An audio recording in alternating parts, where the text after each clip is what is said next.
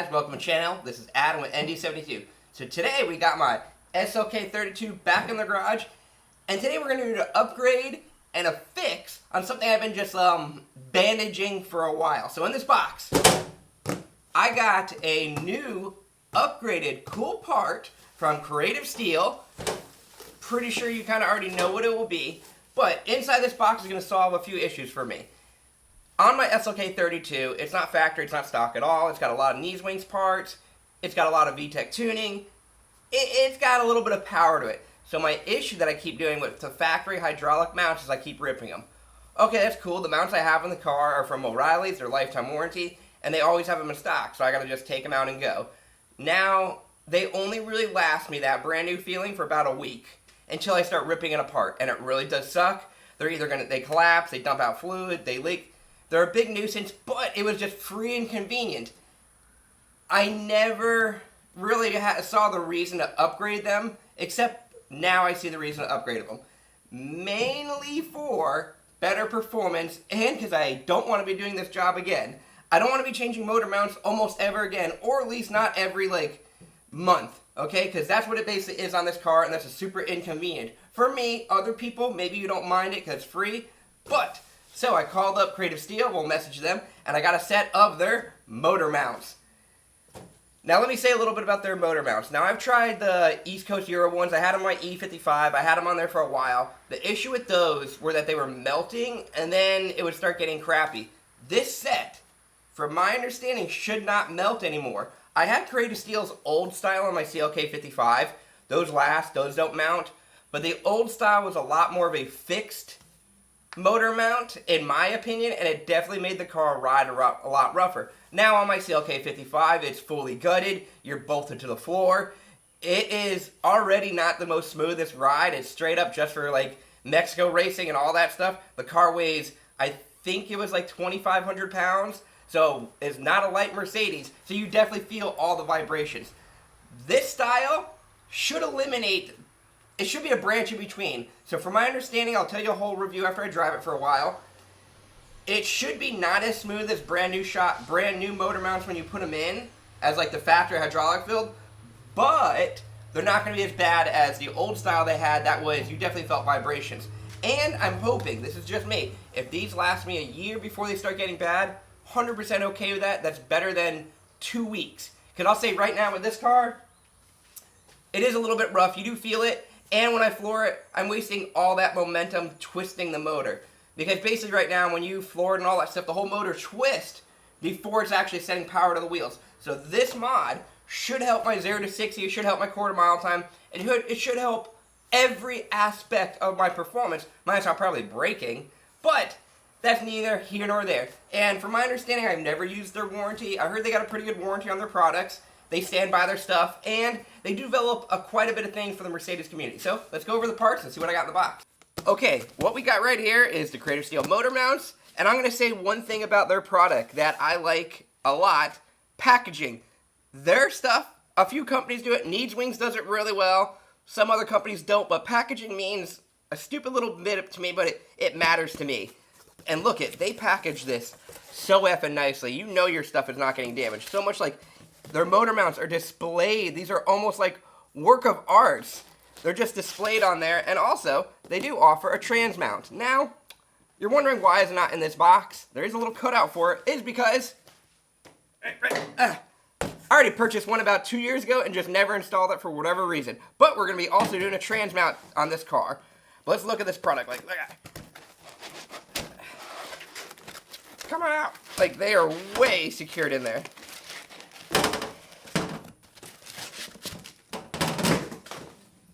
So here's their style of mount. This should be fitted up perfectly to an SLK32. That's what I ordered it. They got some nice etching, labor. It just looks such good quality. It doesn't move around that much. They are serviceable from my understanding. It's just going to be 4 bolts or 4 cap heads. You take them out and then you can change the inserts. So that's also a very good thing. They are serviceable. They look to be pretty effing good quality. I don't really see anything wrong with it. And the same goes for the trans mount, but I am not sure if the trans mount is serviceable. It does look like you could dismantle it, but I didn't see on their website that there were any inserts, so I'm not too sure about that. But no matter what, this is going to help out getting this whole package together. It's really going to probably turn the car around. I'm not saying I needed a tranny mount. I will verify. I mean, I'm going to take mine out. Mine might be blown effing up. But it's a whole nice little package that they got here. I think this whole setup is under $500 for everything. Don't quote me on that. They have sales all the time. So if you don't need the mounts today, kind of wait for one of their sales. They put stuff on sale all the time. Usually you get like 10% off or 5% off something. Any bit of money is better than nothing. So I really got nothing bad to say. They look all good. But let's start looking at the car and start knocking them out. Okay, so now we're going to test just kind of me showing you how bad my motor mounts really effing are. So to do this, I'm basically going to put it in gear, e-brake up, and just kind of give it revs at roughly like 1,500 RPMs. You'll see the motor twist. And then I'm going to put it in reverse, and you're going to see how much the motor doesn't twist. Because I'm pretty sure my driver's side one is the one that's really effed up. So you'll see it actually twist up. And you got to remember, all that twist on those milliseconds is how much time you're wasting before it's actually like fully sending power, because it's twisting the motor first and then going. And that's going to be a lot of vibration on you. So let's see it.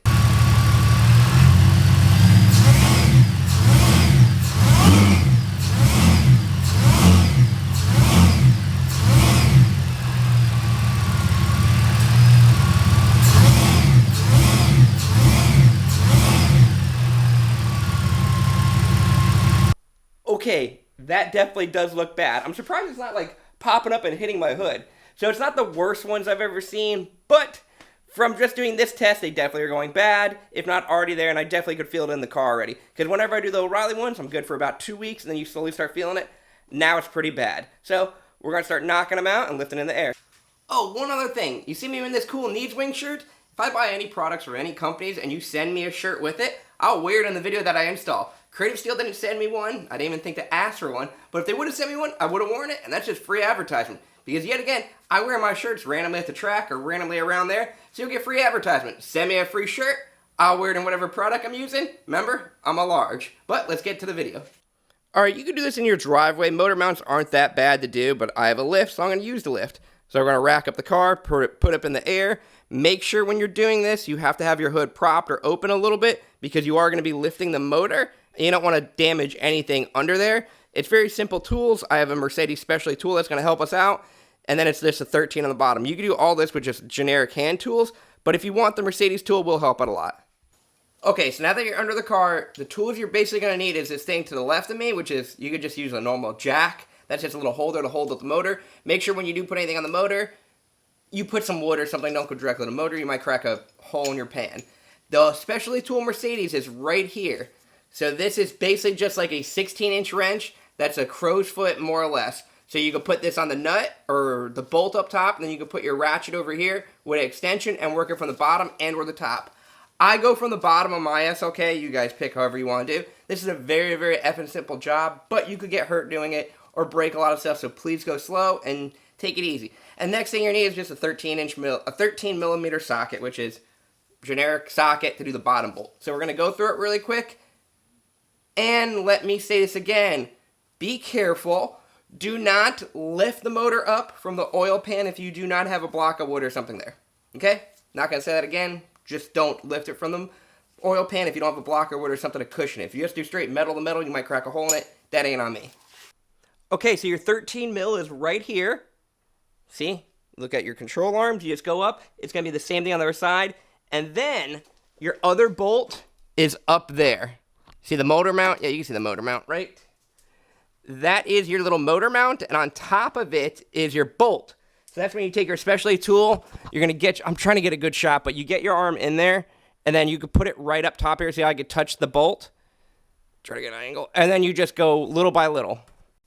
This is the gist of how the tool works. It's going to go in there, and then you could flip it both ways if you need this angle or the other angle, and then you're going to ratchet it. It'll take slowly. Then once you break it loose, you could use this as a normal wrench and just keep going, because these nuts, these bolts are in there pretty good. So just take your time and go after it, and we're going to knock mine out. It should be pretty easy. I'm going to whiz this bottom one out and then do the top. Nothing too crazy.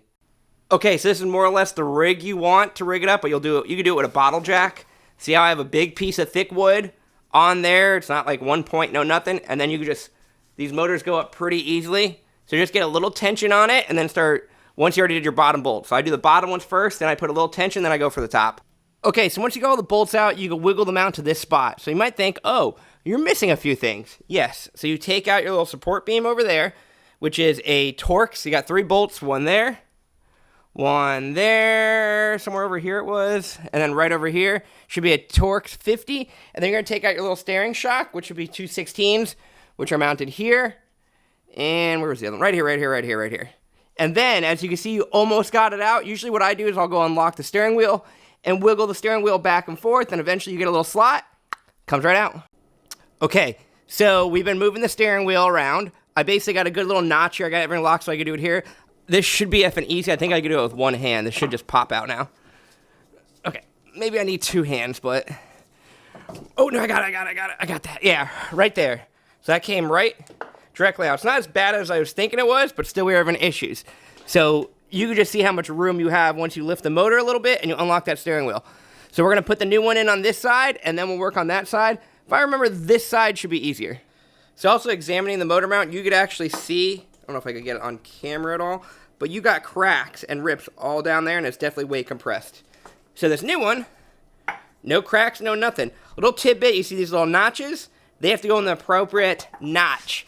So if you look, if you could see, look to the left, right over there, right there. There's a notch, so you got to make sure you line up that notch in there, and also put a dab of blue Loctite on the bolt. It'll help with corrosion and help it so it doesn't back out. Not saying they ever do back out, but I've had it happen one time. One time only, okay? But, so now I always put blue Loctite. Okay, for me to get the passenger side one out, I'm going to get it out where, like, the alternator and everything is. So it's not, as you can see, it's basically, like, right effing there coming out. Come on, focus, effing camera. So, yeah, you can see it. I just got to move this cable and probably move the motor up a little bit, and that'll come right out. Okay, now that you got everything out, literally installs just reverse. The only thing is make sure you get that little notch lined up, make sure you put some blue Loctite on there, and it's literally the reverse way. So just do it if you did this one first, do that one first, so on and so forth. Whatever way you put them in, or whatever way the motor mount came out, same way it would go back in. So very simple, straightforward, then we'll move on to the transmission mount. Okay, so you got your whole jack on here for the transmission mount setup. Same thing, piece of wood on a pan. And then the bolts you're going to be getting at, because here's the transmission mount right here. It's going to be this bolt and that one, which are 16s, and then right down here, which are 13s. First, put a little pressure on it, very little bit, then get these out, then put a little bit more pressure, you'll see it lift, and then get these. This job is super effing easy. All right, once you get all the bolts, it comes right out of this hole, and there you go. Tran F emission mount. Now, mine doesn't look too bad, but we're going to replace it anyways because we have one, but we're going to do a little bit of an examination of this. Oh yeah, mine looks pretty ripped. You can see right there in that corner, and I can move it pretty aggressively. So that's going to be a good preventative maintenance, upgrade, everything. So we'll throw this one in there. Literally, it should be the exact same reverse order. Now, this one comes with a few holes on the bottom, so let's make sure you go with the right ones. I'm pretty sure it's going to be my center ones for mine. I'm guessing that this one works for a few other Mercedes, but put it in there, make sure everything lined up, reverse order. Put Torx stripe, blue Torx stripe, or blue Loctite on your bolts. That way they stay in there. And simple. Then you're done. This is easy and easier. All right, we got them all in there looking pretty nice. Very simple. We're going to double check to make sure everything's tight with a actual wrench. It should be, but we got some. There's the transmission mounts looking good. And then we go to a nice little sweet looking. Can you even see them up there? Nah, you'll never see those cool little motor mounts. You kind of can, but not bad. So we'll lower the car down now and test it out. All right, so now we got everything installed. We're going to do the same test we did before. Drop the car down, power brake it, and see how much the motor moves.